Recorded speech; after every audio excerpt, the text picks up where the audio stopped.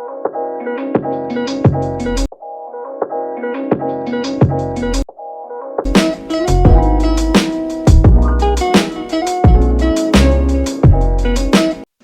everyone, good morning. Today I will discuss the evolution of corporate governance.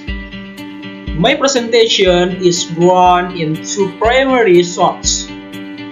Christine Melin's Global Perspective and Slamet Sumarso. Insight into the Indonesian ethical landscape. We will see how governance has shifted from a mere set of rules to a vital ethical culture. So guys, this material in slide 2. First, what is corporate governance? What is corporate governance? Millions defines it's a system by which companies are direct and controlled. It's not just about profit, it's about balance. Yes, about balance. In Indonesian, as Slamet Sumarso points out, we cannot separate governance from ethics. Yes, from ethics. For a management student, understanding this means realizing that a company's survival depends on its moral standing as much as its financial health. The system framework to direct and control corporation, the goal, balance the interests of shareholders and stakeholders, and then the Indonesian context. CG is deeply rooted in business ethics and the integrity of the accounting.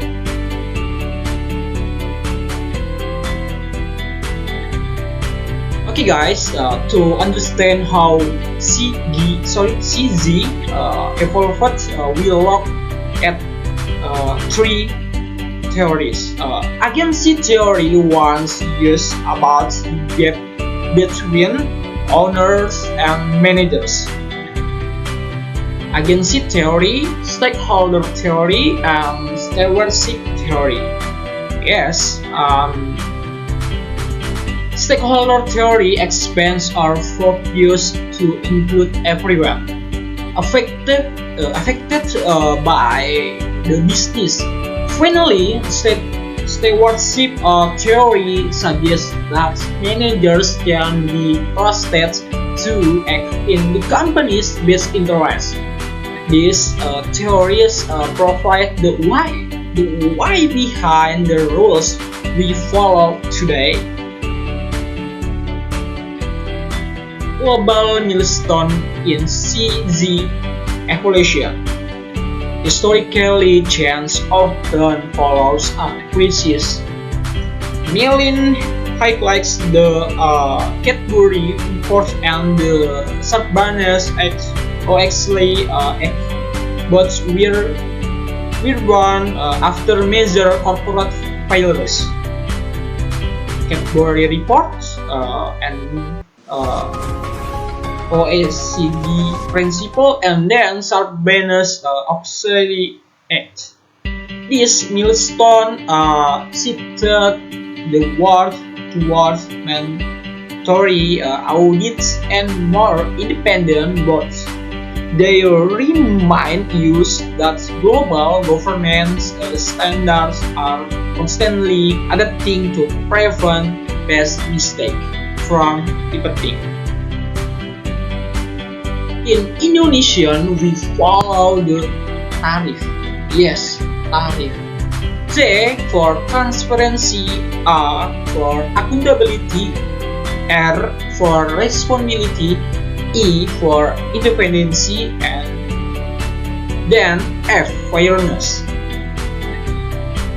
Transparency, Accountability, responsibility, independency, and fairness. These are not just buzzwords.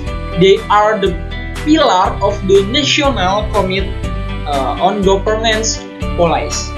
They ensure that Indonesian companies remain competitive and trustworthy in the eyes international investor.